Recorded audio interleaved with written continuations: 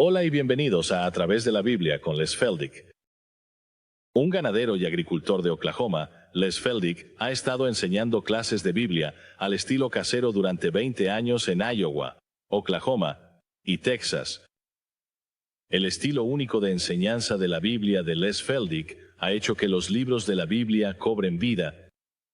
Cuando Les está enseñando, es tan interesante que la gente dice que el tiempo parece volar. Y ahora, aquí está Les Feldick. Está bien. ¿Listos para continuar de nuevo? Y simplemente retomaremos donde lo dejamos después del último programa. Estamos hablando de los signos en el Evangelio de Juan y me gustaría enfatizar que hay 8 de ellos y no son solo milagros, no son solo maravillas, son signos. Y recuerden que los judíos requerían un signo. Así que todos estos signos, aunque sean milagrosos, están dirigidos a la nación de Israel. Ahora he estado enfatizando esto a lo largo de mi enseñanza de los evangelios y sé que muchas personas están comenzando a verlo. Puedo decirlo por la respuesta de la audiencia de televisión que nunca se dieron cuenta, hasta que me escucharon enseñarlo, que todo en el ministerio terrenal de Cristo estaba dirigido principalmente, no digo exclusivamente, pero sí principalmente al judío bajo las promesas del pacto del Antiguo Testamento. Cristo aún no ha muerto. No tenían idea de que iba a morir, pero debían creer que Él era el Cristo que venía a cumplir esos pactos del Antiguo Testamento. Cada judío con el que Jesús trata sigue siendo un judío que cumple la ley. El templo sigue funcionando a toda máquina. Creo que Jesús, el historiador, y muchos de ustedes han leído sobre Jesús, hasta 1,000,000 se sacrificaban animales. Año en el tiempo del ministerio terrenal de Cristo. Así que ese templo estaba funcionando a toda velocidad y nunca lo olvides. De hecho, cuando entremos en el libro de los Hechos, voy a demostrar a partir del libro de los Hechos que todos estos judíos creyentes que creían que Cristo era el Mesías siguen siendo cumplidores de la ley. Nadie les ha dicho que dejen de ir al templo. Nadie les ha dicho que dejen de cumplir la ley. Cuando llegas a Hechos 22, cuando Pablo repasa su propia experiencia en Damasco, se refiere a Ananías, un hombre devoto, después de que la ley, eso es 7 años después de Pentecostés, y Ananías era un creyente devoto, pero aún estaba bajo la ley. Y Pedro, ¿recuerdas? Cuando llegó a la puerta de Cornelio, estaba temblando en sus botas, creo, excepto que Dios lo había dejado tan claro, pero solo para mostrar dónde estaba con respecto a la ley. ¿Qué le dijo a Cornelio? Ahora, sabes, Cornelio, es una cosa ilegal para mí, un judío, acercarme a uno de otra nación. Y cuando la sábana bajó y el Señor dijo, levántate, Pedro, mata y come, ¿cuál fue la reacción de Pedro? De ninguna manera. Señor, ¿por qué? Nunca he comido nada que no fuera kosher. Nunca he comido nada que fuera impuro. ¿Por qué no lo había hecho? Él era un cumplidor de la ley. Y así que siempre recuerda todas estas cosas que, mientras tratamos con estas señales ahora en el Evangelio de Juan, sí es el eterno Dios, Creador, quien las está realizando, pero Él está señalándolos a la nación de Israel para mostrarles su urgente necesidad antes de que pudiera cumplir todas esas promesas del pacto. Ahora bien, vimos en el capítulo 2 de Juan, en la última parte de nuestro último programa, el primero de estos signos o milagros, cuando convirtió el agua en vino y llenó las tinajas hasta el borde, lo cual era para indicar que cuando Él traiga alegría a la nación de Israel, va a estar llena. Y luego cuando bajes, si quieres, en el capítulo 2 hasta el versículo 11, Juan 2, versículo 11. Este principio de señales debería ser, este principio de señales lo hizo Jesús en Caná de Galilea y manifestó su gloria y sus discípulos que creyeron en Él. Ahora, incluso los discípulos, ¿qué tenía que realmente cimentar su fe? El milagro para probar que Él era quien decía ser. Está bien, ahora voy a saltar el capítulo 3, no porque no quiera tratar el tema, sino solo porque vamos a tratar con estas 8 señales. Y ahora te haré entrar en el capítulo 4. Llegamos a la segunda señal. Esa es el hijo del noble. Y de nuevo, no voy a ir versículo por versículo porque simplemente no tenemos el tiempo. Pero, comenzando con el versículo 46, Jesús vino de nuevo a Caná de Galilea, donde convirtió el agua en vino, y había cierto noble cuyo hijo estaba enfermo. Ahora subraya esa palabra. No estaba muerto, pero sí estaba enfermo. Y cuando oyó que Jesús había salido de Judea hacia Galilea, fue a él y le suplicó que bajara, es decir, a Capernaum, y sanara a su hijo, porque estaba a punto de morir. En otras palabras, no le quedaba mucho tiempo. ¿Y dónde estaba Israel espiritualmente? En ese momento, ahí es donde estaban enfermos.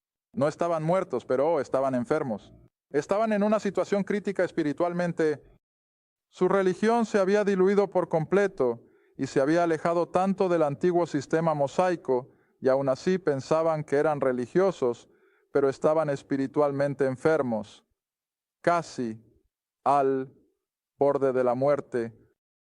¿Y quién solo? ¿Quién puede restaurar su salud nacional? El Mesías. Y así, aquí está la señal. Él viene y llegamos al versículo 48. Entonces Jesús le dijo, si no veis señales y prodigios, no creeréis.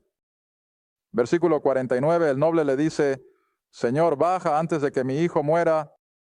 Y Jesús le dijo, ve, tu hijo vive. Y el hombre creyó la palabra que Jesús había hablado. Y luego, ya sabes, por supuesto, que el hijo vive en el versículo 53. Y hasta el padre mismo creyó, junto con toda su casa. Ahora, no solo se trataba de que el joven se levantara de su lecho de enfermo, sino que era una señal para la nación de Israel de que si querían ser restaurados a su salud nacional y recibir todas las promesas dadas en los pactos, el Mesías era quien tenía que hacerlo. Está bien, ahora el siguiente versículo creo que es una pequeña pista sobre cómo debemos estudiar el resto del libro de Juan, y eso está en el versículo 54. Este es de nuevo el segundo signo que hizo Jesús. Ahora, si la Biblia está señalando que el milagro en Caná fue el número 1, este es el número 2. ¿Qué sigue? Bueno, más te vale estar buscando el número 3. Y cuando encuentres el número 3, busca el número 4, porque las Escrituras ya te han dado la introducción a lo que debemos hacer. Está bien, así que eso es lo que vamos a hacer. Vamos a buscar el número 3.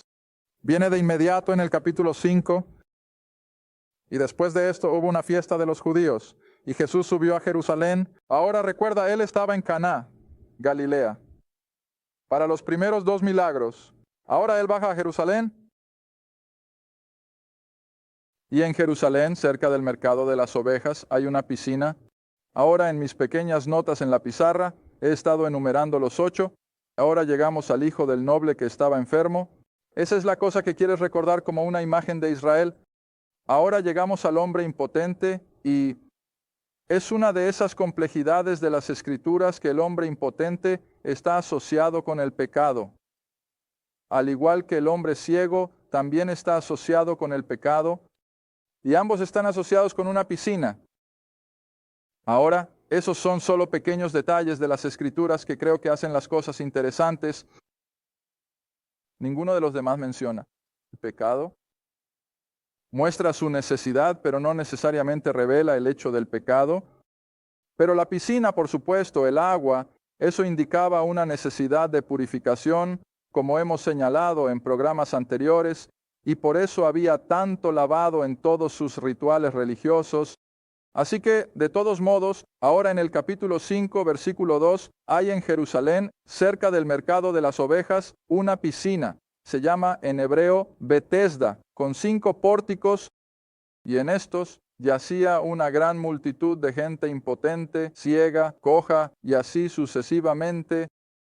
Voy a saltar al versículo 5 por cuestión de tiempo. Y había allí un cierto hombre que tenía una enfermedad desde hacía 38 años. Ahora, ¿qué otro período de tiempo en la historia de Israel duró exactamente 38 años? Y normalmente pensamos en eso en términos de 40. Doctor, sí, el desierto fue realmente 38 años. Y está cerca de los 40. Y ya, en el trato de Dios con Israel, siempre se indica como un tiempo de prueba. Y así, este hombre impotente, de nuevo, creo que tiene una correlación con la prueba, la nación de Israel. Y había estado en ese estado de impotencia durante 38 años. Versículo 6, y cuando Jesús lo vio acostado y supo que ya hacía mucho tiempo que estaba en esa situación, le dijo, ¿quieres ser sanado? ¿A quién está preguntando? Realmente, la nación. ¿Estás listo para la salud espiritual? ¿Estás listo para el rey? ¿Estás listo para el reino? Pero no lo están. Oh, el hijo del noble fue sanado. Y ahora, este hombre impotente será sanado, pero la nación no lo fue, porque no creyeron quién era él. Y ahora es bastante interesante. Son tan religiosos, tan conscientes de la ley, que cuando Jesús levanta al hombre impotente y le dice que recoja su cama y se vaya, ¿qué día de la semana era este? El día sábado. Y estos judíos estaban simplemente en un alboroto porque Jesús había sanado a este hombre en el día de sábado y le dijo que recogiera su cama y caminara. En otras palabras, eran tan religiosos que estaban ciegos al sentido común. Prefirieron ver a este pobre tipo quedarse en su infirmidad que ser considerados culpables de romper el sábado. Pero eso es lo que hace la religión. Y miras la religión a tu alrededor hoy y sigue siendo ridícula. Siempre he sostenido que no hay nada tan práctico como el cristianismo paulino. Las cartas de Pablo ha liberado. La gente nos ha puesto bajo la guía del Espíritu Santo, nos ha dado una visión de la palabra como ninguna otra persona la ha tenido nunca. Todo porque ya ves de esa obra terminada de la cruz y no podemos hacer nada. Pero mira, la religión los había cegado hasta el punto de que acusaron a Jesús de ser un demonio porque había profanado el modo sábado. Bueno, no voy a entrar mucho en todos estos, pero lo único que quiero que veas, mientras los revisamos ahora, es que vamos a estar avanzando constantemente. En un signo anterior, aquí en la boda de Caná, donde no había alegría, todo estaba vacío y sin esperanza. Para cuando lleguemos al octavo signo, vamos a tener una red llena de peces, y aunque estaba tan llena que en circunstancias normales se habría roto, ¿qué pasó aquí? No se rompió, no se perdió ni un pez. Ahora llegaremos a eso y lo explicaré en detalle, pero es un avance sobre este. Aquí está, llenando las tinajas de agua con vino, para completar su alegría nacional, su felicidad. Ahora aquí abajo, cuando tengamos la red llena de peces, va a ser una imagen de la recolección de Israel. Lo veremos en Ezequiel 37. Y cuando Dios esté listo para reunir a los hijos de Israel, se va a romper la red de ninguna manera, va a perder uno o dos de ninguna manera. Ahora, si recuerdas en Lucas 4, cuando Jesús les dijo a los discípulos, ahora echen la red al otro lado del barco, y lo hicieron, y estaba tan llena, pero ¿qué pasó? Se rompió y perdieron sus peces. Pero no va a suceder de esta manera. Está bien, ahora volviendo al desarrollo de estas 8 señales, así que ahora el hijo del noble aquí está enfermo. Para cuando llegamos a Lázaro, ¿qué está? Está muerto. Ahora, esta es la dirección en la que va la nación. Podrían haber tenido todas las respuestas a esto, pero en cambio están yendo de mal en peor. Luego llegamos al hombre impotente que vamos a ver aquí al lado de la piscina. El pecado es el problema. Ahora el avance sobre el hombre impotente es este aquí abajo, de nuevo al lado de una piscina, de nuevo con el pecado como referencia. ¿Y ahora qué es él? ciego. ¿Cuál es incluso peor que ser impotente? Ahora los dos en el medio los he emparejado un poco y ambos simplemente manifestaron su poder, como el Dios de la creación, alimentando a 5,000 con los panes y los peces y luego caminando sobre el mar. Y no fue el caminar sobre el mar lo que fue una manifestación tan grande como que él podía controlar los elementos. Él tenía el control del viento, de las olas y de todo lo demás. Está bien, pues avancemos un momento a través de las Escrituras y ven conmigo entonces al capítulo 6. Y aquí tenemos el relato de la alimentación de los 5,000. De nuevo, no voy a tomar mucho tiempo en esto porque ustedes los conocen mejor que yo. Pero en estos próximos dos que tengo un poco entrelazados, así como hay una piscina en el relato del hombre impotente y una piscina en el relato del hombre ciego, el pecado está en este. El pecado está en este. En ambos tenemos a Jesús subiendo a una montaña. Ahora, creo que es un indicativo de lo bellamente, que todo se desarrolla y a la vez se entrelaza. Que en estos dos milagros o señales del medio, Él se retira a una montaña y en ambos manifiesta su poder. Está bien, capítulo 6, versículo 3. Y Jesús subió a una montaña y allí se sentó con sus discípulos y se acercaba la Pascua, una fiesta de los judíos. Y ahora ya conoces el relato. Los discípulos dijeron, o Jesús les dijo a los discípulos, ¿cuándo compraremos pan para que estos coman?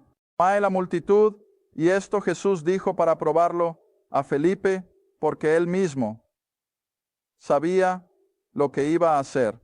En otras palabras, Jesús conocía el final desde el principio y sabía que iba a alimentar a estos 5,000 antes de que la situación se presentara.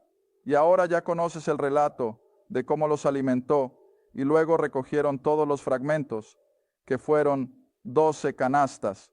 En otras palabras, Él podía satisfacer más que todas las necesidades físicas de Israel, por quien Él era. Está bien, ahora pasemos al siguiente milagro, caminar sobre el mar, en el versículo 15. Y cuando Jesús, por lo tanto, percibió o entendió que vendrían y lo tomarían por la fuerza para hacerlo rey, se retiró de nuevo, ¿a qué? A la montaña. Mira, ahora aquí en ambas señales, Él comienza con una experiencia en la montaña. Y cuando ya había llegado la tarde, los discípulos bajaron al mar. Entraron en una barca, cruzaron el mar hacia Cafarnaúm, y ya estaba oscuro, y Jesús no había llegado a ellos, y el mar se agitó a causa de un gran viento. Así que cuando habían remado alrededor de 25 o 30 estadios, vieron a Jesús caminando sobre el mar y acercándose a la barca, y tuvieron miedo. Pero Él les dijo, «¿Soy yo? No tengan miedo». Y lo recibieron gustosamente en la barca, y de inmediato la barca estuvo en la orilla, a donde iban. ¿Qué pasó? Bueno, fue simplemente transportado milagrosamente desde donde estaban hasta que llegaron a la orilla, y sabemos que no había razón para tener miedo. Bueno, ambos milagros ahora están justo en el medio de los 8, y ambos indican que Él era el poderoso Dios, creador, sobre todo. Está bien, ahora pasemos rápidamente, si quieres, al siguiente, que sería el ciego. Y eso está en el capítulo 9, versículo 1. Y mientras Jesús pasaba, vio a un hombre que era ciego ¿de qué? Nacimiento. No sé si la Escritura dice cuántos años tenía este hombre, pero eso no es lo importante. ¿Cuánto tiempo ha estado ciego? Desde el primer día. Ahora guarda eso en tu mente, porque cuando lleguemos al relato de Lázaro voy a hacer un punto. No sé si tengo razón, pero creo que tengo un punto. Pero este hombre ha sido ciego desde nacimiento. Ahora piensa en la historia de Israel, hasta los patriarcas, hasta el llamado de Abraham. ¿Alguna vez disfrutaron todas las promesas? Nunca. Un poco de tiempo, aparentemente bajo Salomón y bajo David. Pero incluso entonces estaban bajo una pesada carga impositiva. Sus hijos fueron reclutados en el ejército y estaban bajo el típico gobierno de un rey típico. No disfrutaron de la felicidad como la tendrán cuando el Mesías gobierne. Y así, ciego de nacimiento. Ahora creo que esta es una imagen nuevamente de la nación. Y así los discípulos dijeron, Maestro, ¿cuál es la siguiente palabra? Pecado. Mira, ahora te dije que solo había 2 de estos relatos donde se menciona el pecado. El hombre impotente y ahora el ciego. Y se conectan. Y él respondió, ni este hombre ha pecado ni sus padres, sino que las obras de Dios deben manifestarse en él. Debo hacer las obras de aquel que me envió mientras es de día. Viene la noche cuando nadie puede trabajar. Y mientras esté en el mundo soy la luz del mundo. Y entonces se acerca al ciego en el versículo 7 y le dice, ve y lávate en la piscina de Siloé, que por interpretación es pecado. Y él se fue, se lavó y volvió viendo. Me gustaría que volvieras a Zacarías un momento. Me viene a la mente un versículo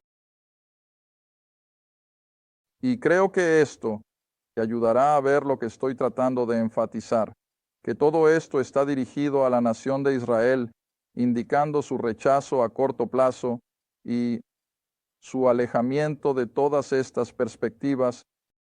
Y sin embargo, a largo plazo, Dios todavía va a cumplir todos estos aspectos de señal en su trato con Israel. Zacarías, capítulo 13, en el versículo 1. Ahora recuerda la imagen. Él fue a lavarse en la piscina de Siloé, y fue, se lavó y volvió viendo, pero había sido ciego desde su nacimiento hasta que vino el Mesías. Zacarías 13, versículo 1. Profecía. En ese día, en otras palabras, cuando el Señor finalmente establezca su reino y Israel tenga todas las promesas cumplidas, en ese día habrá una fuente abierta para la casa de David y para los habitantes de Jerusalén. ¿Con qué propósito? Por el pecado, la impureza. ¿Qué va a hacer Dios? Él los va a purificar. Él les va a perdonar. Van a entrar en toda la gloria del reino, pero aún así están ahí afuera en su ceguera espiritual. Ahora bien, volvamos otra vez al Evangelio de Juan. Y a medida que avanzas en este capítulo, y de nuevo, voy a tomarme el tiempo para leerlo todo, los fariseos y los judíos ahora están acusando constantemente a Jesús de ser un demonio. Y luego llegas al versículo 16, si quieres, Juan 9. Juan 9, versículo 16. Y por eso algunos de los fariseos dijeron, este hombre no es de Dios, porque no guarda el sábado. Sabes, mucha gente no está mejor hoy. Oh, muchacho. Podría contarte una ilustración tras otra. Tuve una señora que se acercó hace varios años. Imagino que incluso ya ha fallecido. Probablemente está con el Señor. Y ella dijo, son las horas que paso en la iglesia, las que muestran mi espiritualidad. Sería genial si así fuera, pero eso no es lo que muestra tu espiritualidad. Ahora, no estoy en contra de la iglesia, no me malinterpretes. Pero escucha, hay personas que no se perderían sentarse en ese banco a las 11 de la mañana un domingo por nada del mundo. Y aún así, ¿dónde están el lunes por la mañana? Tan profundamente en el mundo como puedan. Pero de alguna manera piensan que esa hora en la iglesia va a rectificarlo todo. Oye, eso es religión. Y la religión nunca logra nada. Pero la verdadera espiritualidad es la que fluye desde adentro y tratamos de manifestarlo toda la semana, no solo por una hora el domingo por la mañana. Está bien, pasemos al capítulo 11. Ahora hemos pasado rápidamente. Pasamos por el ciego. Él ha sido sanado de su ceguera que ha tenido desde su nacimiento. Se menciona el pecado, así como aquí con el noble o el hombre impotente que también estaba al lado de la piscina, lo que indicaba una necesidad de limpieza. Pero ahora llegamos a Lázaro. Está muerto. Bajamos al cap 11, versículo 17. Nuevo, conoces todos estos versículos. Versículo 17. Ahora, cuando Jesús llegó, encontró que Lázaro había estado en la tumba. ¿Cuánto tiempo? 4 días. ¿Y qué dice primero Pedro con respecto a un día en la mente de Dios? 1000 años son como un día y un día son como 1000 años. Así que ahora, retomando la analogía de que estamos tratando con la nación de Israel, así como el ciego había estado ciego desde su nacimiento, ¿cuánto tiempo ha estado literalmente muerta la nación de Israel? 4000 años. ¿A dónde te lleva eso? Abraham. Y así, creo que los 4 días de la muerte de Lázaro son una indicación de que Israel como nación ha estado 4000 años espiritualmente muerto. Pero ¿qué va a pasar al final de los 4000 años? Oh, ella va a ser devuelta a la vida.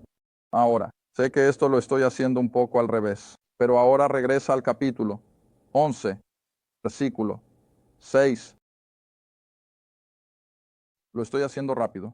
Por eso me gustan más mis clases de la tarde que esta televisión, porque tenemos tiempo para discutirlo y podemos hacer preguntas y demás. Pero ahora aquí en el versículo 6, cuando llegó la noticia a Jesús de que Lázaro estaba enfermo y sabían que si él venía podría sanarlo, cuando escuchó por lo tanto que estaba enfermo, él deliberadamente, ahora estoy añadiendo la palabra deliberadamente para enfatizar, pero él deliberadamente, ¿cuánto tiempo permaneció? 2 días. ¿Y entonces qué hará? Él irá a la casa de Marta y María y levantará a Lázaro de entre los muertos. Ahora, espero que tenga tiempo. Mantén tu mano en Juan y ve hasta Oseas. Ahora, para encontrar a Oseas, solo tienes que encontrar a Daniel. Para encontrar a Daniel encuentras a Isaías. Isaías, Jeremías, Ezequiel y Daniel, y luego llegas a Oseas. Tienes que usar muletas, ¿sabes? Está bien, Oseas, capítulo.